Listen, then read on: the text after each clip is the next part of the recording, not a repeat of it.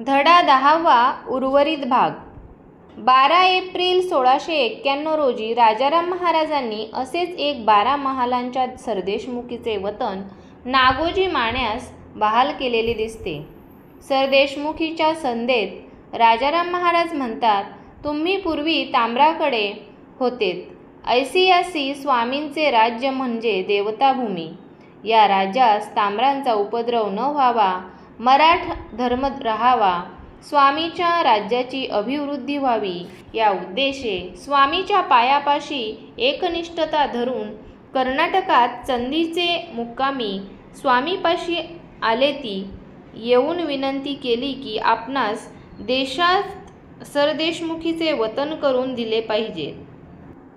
एकूण महाल 12 महालांचे वतन करून द्यावयासी आज्ञापत्र देविले पाहिजे म्हणून विदित केले. ऐसियासी तुम्ही स्वामी सेवेवरी एक चित्ते वर्तत आहा. तुम्हावर स्वामी कृपाळू होऊन नूतन वतन सरदेशमुखीचे वतन सदरहू 12 महालांचे करून दिले असे.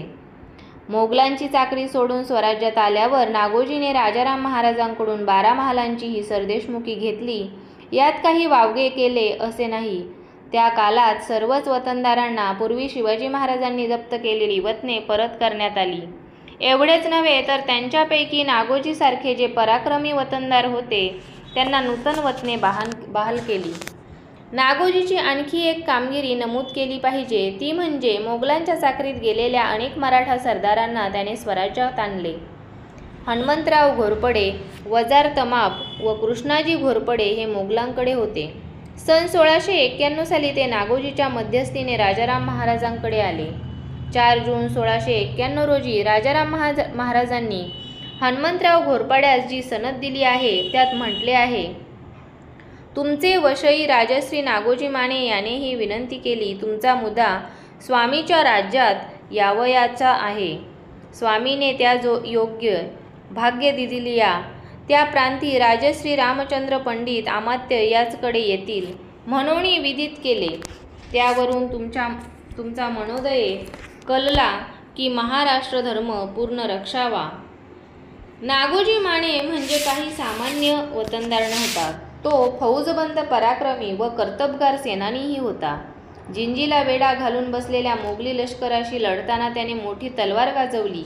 खुद्द छत्रपती त्याचवर इतके प्रसन्न झाले होते की त्यांना त्यास नांदेड औरंगाबादेपासून वऱ्हाडापर्यंतचा मुलूक जिंकण्याचा स्वतंत्र कार्यभाग सांगितला होता. 18 मार्च 1693 रोजी राजाराम महाराजांनी रामचंद्र पंतास लिहिलेल्या एका पत्रात नागोजीचा मोठा गौरव केला असून त्याच्यावर सोपविलेल्या या उपनिर्दिष्ट कामगिरीचा उल्लेख केलेला आहे. महाराज म्हणतात, राजश्री नागोजी माने यांनी स्वामीच्या राजकारणे बहुत श्रम करून गणिमास पराभवाते पाविला. स्वामीस संतोषी केले. याकरिता याजवरी स्वामी अतिशयसी कृपा करून याचे चालवित आहेत. ऐशास हे थोरा करिनियाचे कार्यकर्ते याला स्वतंत्र कार्यभाग सांगितले याने बहुत थोर कार्य करून देतील. नागोजीप्रमाणे त्याचा पुत्र सिधोजी हाही शूर होता. या दोघा पिता पुत्रांबद्दल राजाराम महाराजांनी आपल्या अनेक पत्रात मोठ्या आस्थेने लिहिलेले आहे. सन 1695-96 पर्यंत नागोजी राजाराम महाराजांशी पूर्णपणे एकनिष्ठ राहिलेला दिसतो. पण नंतर त्याच्या मनात चलबिचल निर्माण होऊन तो पुन्हा मोगलांशी आतून संधान बांधण्याच्या प्रयत्नात लागल्याचे दिसून येते. संताजीच्या खुनाच्या सुमारासच तर मोगलांची कृपा संपादन करण्यासाठी त्याचा पत्रव्यवहारही चालत होता. त्याची चर्चा पुढे येईलच. संताजीच्या खुनाच्या निरनिराळ्या हकीकती. शेकडो लढाया गाजविणाऱ्यास व अनेक नामांकित मोगल सरदारांना धुळीस मिळवणाऱ्या संताजीचा शेवट पराभव होऊन असहाय्य अवस्थेत अंत झाला. ही घटना समस्त मोगलांना सुटकेचा निश्वास टाकावयास लावणारी होती. स्वाभाविकच अशा खळबळजनक घटनेबद्दल निरनिराळ्या हकीकती व आख्यायिका सर्वत्र प्रसृत झाल्या. नवल नव्हते. त्या सर्वांमधून ऐतिहासिक त्या सत्याचा मागोवा घेणे ही अभ्यासकाच्या दृष्टीने कठीण कामगिरी आहे. तथापि सुदैवाने या संदर्भात तत्कालीन अस्सल कागदपत्रे आपल्या सहाय्याला येत असल्याने ऐतिहासिक सत्याच्या जवळ पोहोचणे शक्य होत आहे. तत्कालीन इतिहास लेखकांमधील खाफी खान, साकी मुस्तेद खान व भीमसेन सक्सेना या तिघांनीही संताजीच्या मृत्यूविषयी हकीकती दिल्या आहे. त्या जशा त्यांच्या कानावर आल्या तशा त्यांनी निवेदन केलेल्या होत्या. या तिघांपैकी खाफी खान थोडी सविस्तर माहिती देतो. नागोम्यान नावाचा एक मोठा सरदार होता. काही दिवस बादशहाच्या चाकरीत राहून तो परत आपल्या लोकांकडे गेला होता. तो त्या भागातच राहत होता. काही वर्षांपूर्वी संताजीने त्याच्या भावाला हत्तीच्या पायी दिले होते. त्यामुळे संताजी आणि नागोजी यांच्यात भयंकर हाडवैर होते. त्यात नागोजीच्या बायकोने त्याला साथ दिली. त्याने आपल्या माणसांना बरोबर घेऊन संताजीचा पाठलाग केला. तो त्याच्या ठिकाणावर पोहोचला. त्यावेळी थकून आणि असहाय्य बनून संताजी एका ओढ्यावर अंघोळ करीत होता. त्याने गाफील संताजीवर हल्ला करून त्याला ठार मारले आणि त्याचे डोके कापून एका तोबऱ्यात घातले. त्याने तो तोबरा घोड्याला बांधला. आपल्या बायकोपाशी किंवा काहींच्या मते धनाजी जाधवापाशी तो ते डोके घेऊन निघाला. वाटेत तोबरा निसटून जमिनीवर पडला. फिरोजजंगाचे स्वार आणि हरकारे संताजीचा पाठलाग करीत त्या डोंगराळ भागात फिरत होते. संताजीचे डोके असलेला तोबरा त्यांच्या हाती पडला. त्यांनी संताजीचे शिर ओळखले. लुत्फुल्ला खान हा फिरोजजंगाच्या आघाडीच्या तुकडीवर होता. संताजीचे डोके त्याच्याकडे नेण्यात आले. लुत्फुल्ला खानाने ते फिरोजजंगाकडे आणले. परमेश्वरानेच ही फत्ते आपणास दिली म्हणून ते परस्परांचे अभिनंदन करू लागले. आनंदसूचक नगारे वाजविण्यात आले. नंतर ख्वाजा बाबा तुरानी याचबरोबर संताजीचे डोके बादशहाकडे पाठविण्यात आले. बादशहाने त्या काफराचे डोके नजरेखाली घातले.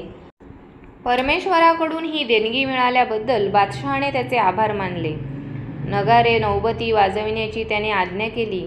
ख्वाजा बाबाला खुशखबर खान अशी पदवी देण्यात आली.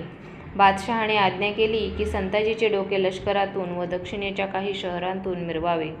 या प्रकरणाबद्दल इतरही काही आख्यायिका आहेत. खरे काय ते परमेश्वर जाणे.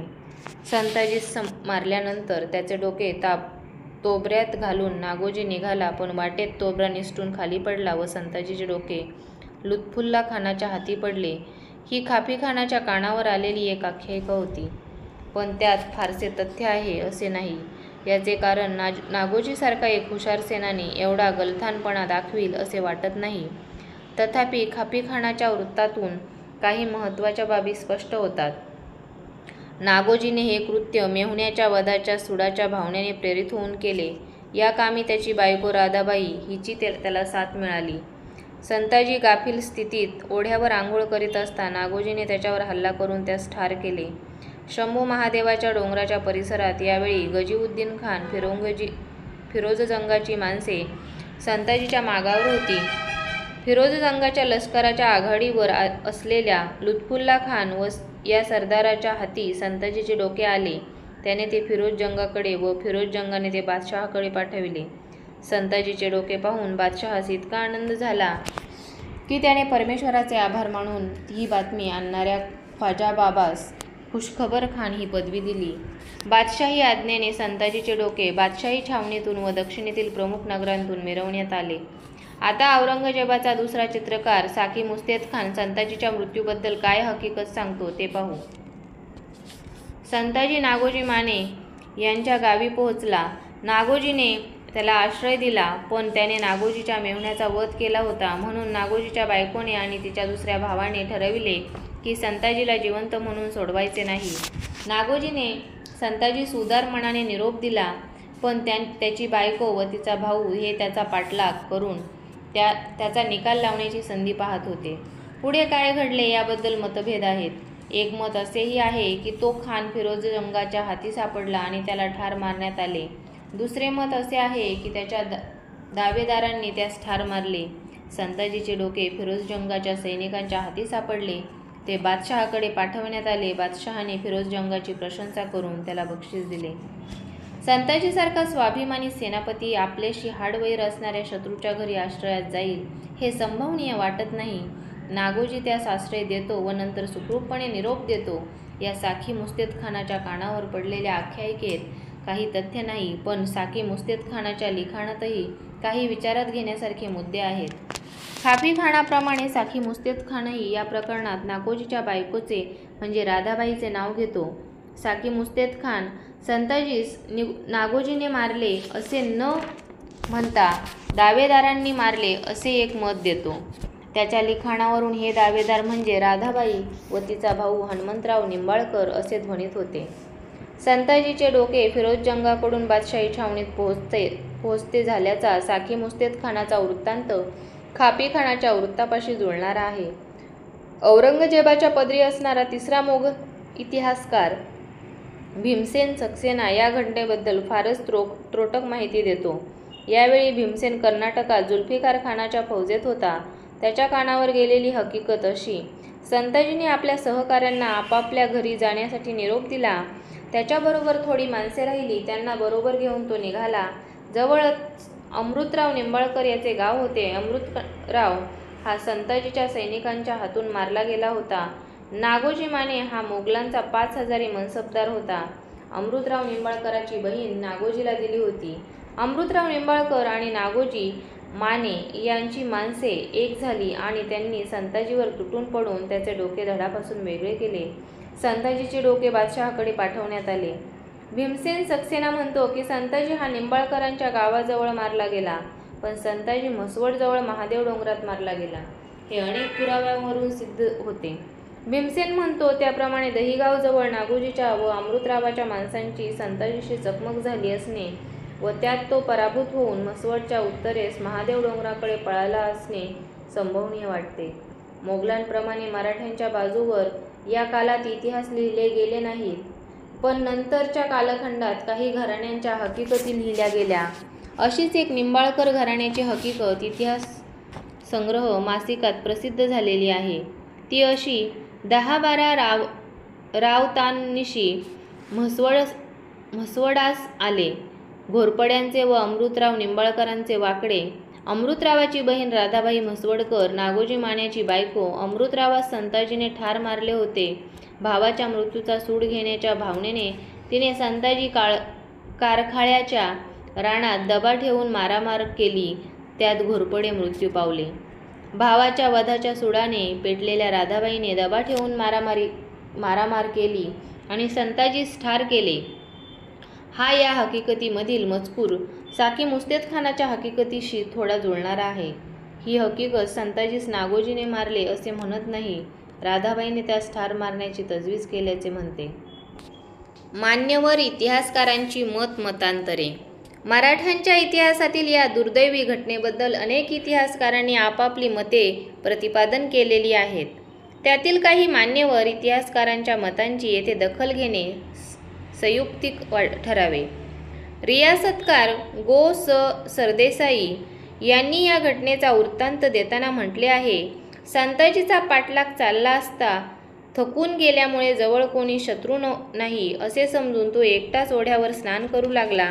इतक्यात नागोजीने दबा धरून ठेवलेले लोक पुढे आले आणि त्याचे डोके कापून जवळच ब्रह्मपुरी येथे बादशहाकडे आणले. त्याबद्दल बादशहाने नागोजीची वाखाणणी करून त्यास मनसब दिली.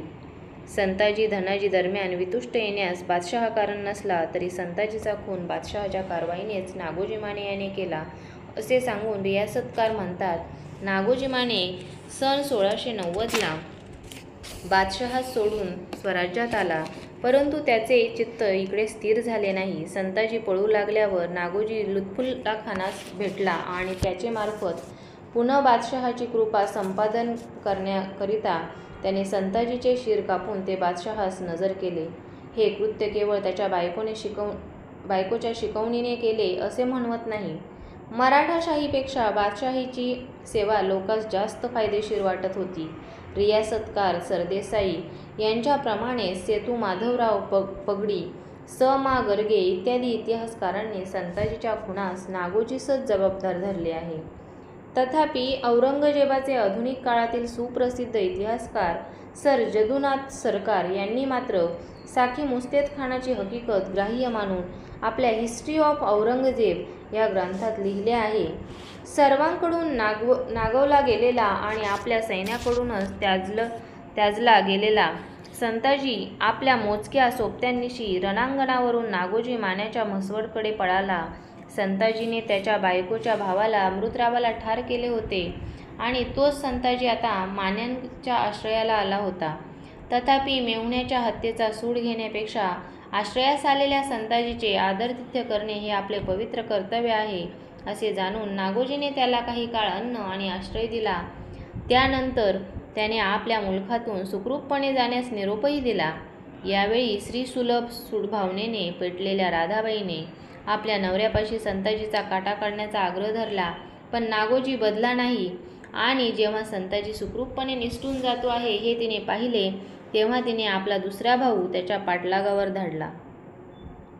प्रत्यक्षात संताजी कसा मारला गेला आणि त्याचे शीर बादशाही छावणीकडे कसे पाठविण्यात आले हे सांगण्यासाठी सरकाराने यापुढे खाफीखानाचा वृत्तांत दिला आहे आणि तो देताना नागोजी मानेऐवजी निंबाळकर वाचावे असे वाचकास सूचना केली आहे.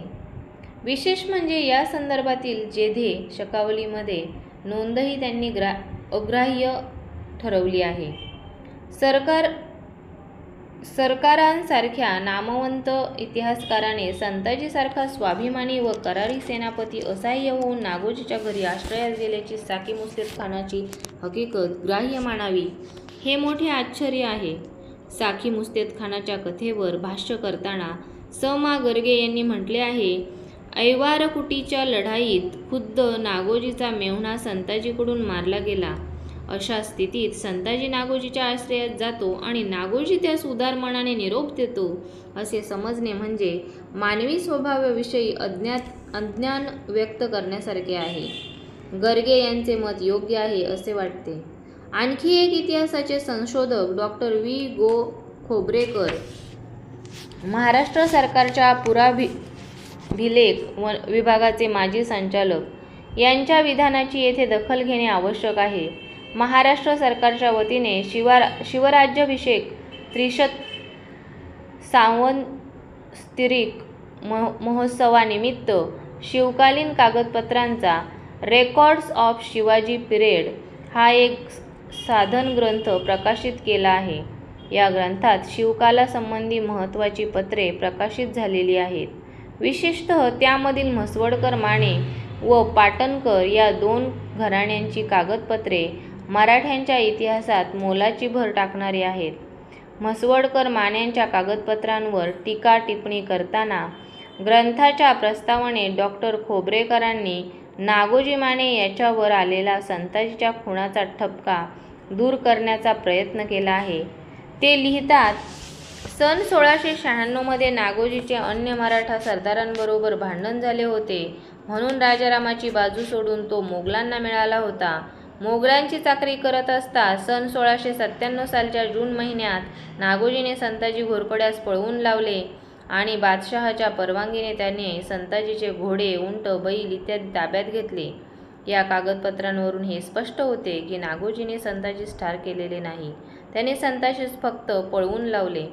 डॉक्टर खोब्रेकर म्हणतात, त्याप्रमाणे काही मराठा सरदारांशी वितुष्ट आल्याने नागोजीने राजाराम महाराजांची बाजू सोडून मोगली चाकरी स्वीकारली हे खरे नाही.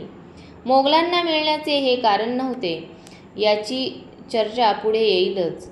दुसरे असे की डॉक्टर खोब्रेकरांच्या विधानावरून असा समज होतो की मोगलांची चाकरी करण्याच्या कर्तव्यनिष्ठेने नागोजीने संताजीशी लढाई दिली व त्या लढाईत त्याने संताजीस नुसते पळवून लावले, मारले नाही. दुसऱ्या शब्दांत संताजीच्या खुनाचा ठपका नागोजीवर ठेवता येणार नाही. खरोखरच नागोजी निर्दोष आहे काय? अशा प्रकारची इतिहासकारांची मतांतरे पाहिल्यानंतर अभ्यासकाच्या मनात नेमके ऐतिहासिक सत्य काय असावे याविषयी संभ्रम निर्माण होणे स्वाभाविक आहे. तथापि हा संभ्रम दूर करण्यास डॉक्टर खोब्रेकरांनी संपादित केलेली खुद्द म्हसवडकर मान्यांची कागदपत्रे सहाय्यास येतात. ही या सर्व प्रकरणातील विशेष महत्त्वाची गोष्ट आहे.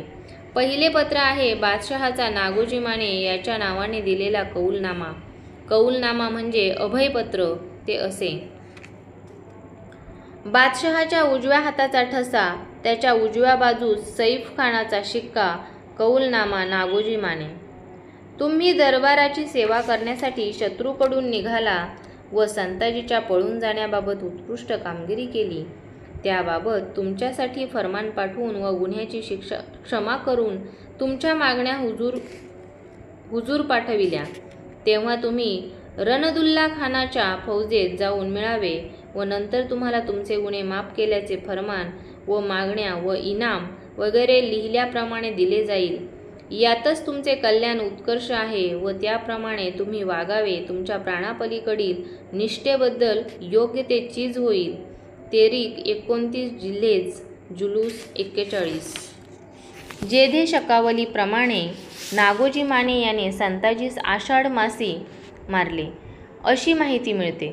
हा कौलनामा 9 जुलै 1697चा आहे. याचा अर्थ संताजीचा खून 9 जुलैपूर्वी बहुधा जुलैच्या पहिल्या आठवड्यात घडून आला असावा. या कौलनाम्यानुसार नागोजीने यापूर्वी स्वराज्याची सेवा सोडली होती आणि मोगली चाकरीसाठी तो प्रयत्न करत होता. प्रत्यक्षात त्याला अद्यापी मोगली मनसब मिळाली नव्हती, तरी तो मोगलांना मिळाल्यातच जमा होता. या कौलनाम्यात संताजीच्या पळून जाण्याबाबत उत्कृष्ट कामगिरी केली हे एक महत्त्वपूर्ण वाक्य आहे. या वाक्यावर आधारूनच डॉ. खोब्रेकरांनी पूर्वोक्त विधान केलेले आहे. केवळ या एकाच पत्रावर भिस्त ठेवून नागोजी संबंधी निवाडा करायचे झाल्यास तो संताजीच्या खुनाच्या दोषातून सही सलामत सुटतो हे खरे. तथापि याच तारखेचा आणखी एक कौलनामा यापूर्वीच्या एका ग्रंथात प्रकाशित झाल्याने नागोजीची या दोषातून मुक्तता होणे कठीण होऊन बसले आहे. पाऊणशे वर्षांपूर्वी मावजी व पारसनीस यांनी संपादित केलेल्या सनदापत्रांतील माहिती या ग्रंथातील बादशहाचा एक सरदार लुत्फुल्ला खान याचा 9 जुलै याच तारखेचा एक कौलनामा प्रसिद्ध झालेला आहे. लुत्फुल्ला खान हा फिरोजजंगाच्या आघाडीच्या पथकात असून या सुमारास तो म्हसवड भागात फिरत होता हे मागे सांगून झालेच आहे. मूळ फारसीत असणाऱ्या या कौलनाम्याचा मागाहून केलेला हा मराठी अनुवाद आहे. कौलनामा लुत्फुल्ला खान अलमगीर पादशहा याचे कारभारी यांचे नागोजी माने यांचे नावाचा. तुम्ही निश्चय करून आमचे दौलतीचा आश्रय करून हुजूर रुजू झाला व दुस्मानासही दूर केला व संता याचा रस्ता पळवायाचा तो तुम्ही बंद केला. त्यास पळून जाऊन दिले नाही. तुम्ही सरकाराची नोकरी एकनिष्ठेने बहुत चांगली केली. तुम्ही पेशजी विनंती केली की ती व हल्ली विनंती केली ती कबूल झाली आहे. तुमचे नावे फर्मान यावयाकरिता व तुमचे अपराध क्षमा व्हावयाकरिता व आखणी तुमची विनंती असेल ती करून द्यावयाकरिता सरकारांत लिहिले आहे.